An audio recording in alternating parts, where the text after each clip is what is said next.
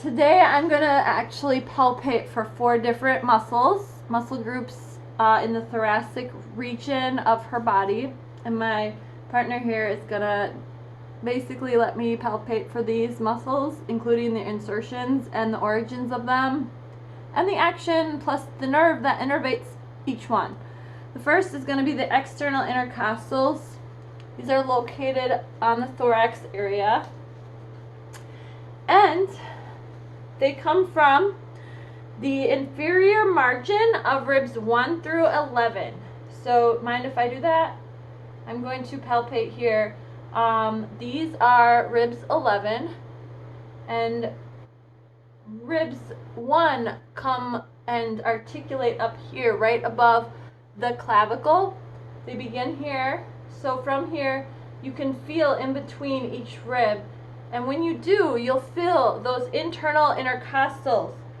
They are elevated external intercostals, which are somewhat lateral on each side. Excuse me. They are innervated by the intercostal nerves, and they elevate the ribs, increasing thoracic volume when you breathe in. So right here you can feel for those.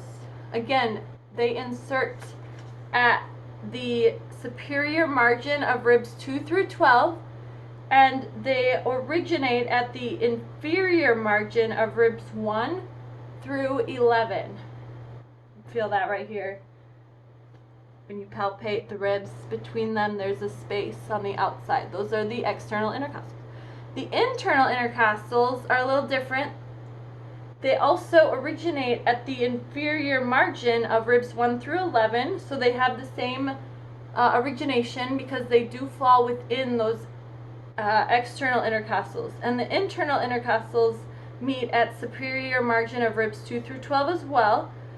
They are innervated by the nerve intercostal nerves. To find those, you'll go deep within medially from those external intercostals, and you'll palpate basically between each rib towards the medial aspect of the body, and at ribs 1 through 11. Do you mind if I feel that? Right here.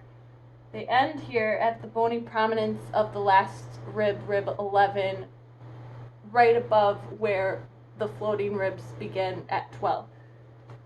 The next one is the diaphragm.